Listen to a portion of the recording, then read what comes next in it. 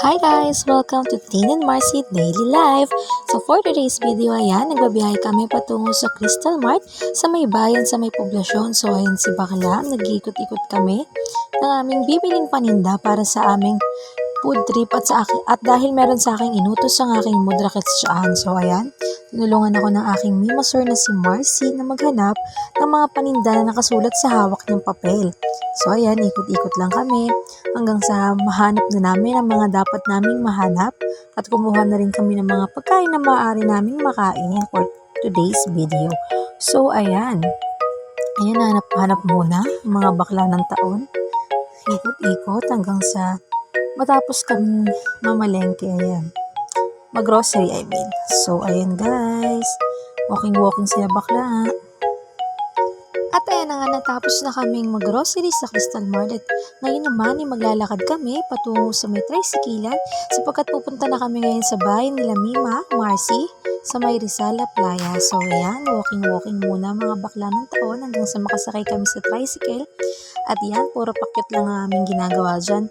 Dahil sabi sa akin ni Mima na ang cute ko daw dyan sapagkat tila marang may kulay ang aking mga buhok. So ayan, nasarasar niya ako dyan. Kaya parang natawa-tawa kami dyan. At yan, ang saya-saya ni Mima. Kasi naasar niya na naman ako for today's video. So ayan, tawan-tawa kami dyan kasi meron kami pinag-chismisan.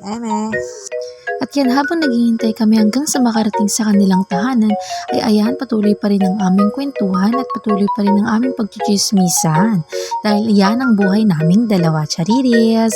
So ayan, tuluyan na nga kaming nakarating sa kanilang tahanan at nagkaroon lang kami ng konting banding, katulad ng pag-awit, katulad niyan. Kumakanta si Mima Sor sa aking likuran, ako'y kanyang hinaharana. So ayan ako dyan, ganda-gandaan lang ang aking feg kahit hindi naman maganda si Akling yan. Lipstick check muna, lipstick check pahid. Tapos ayan, patuloy lang si Mima kumakanta sa likod, wala siyang pakialam sa aking ginagawa dyan. At yan, patuloy pa rin ang aking makeup sari dyan sa unahan habang si Mima yun sa likuran, tulala si Akla, ano kayang iniisip niya.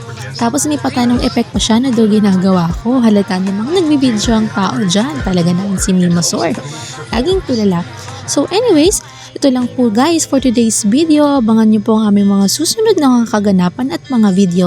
Ito lang muna, hanggang sa susunod, paalam!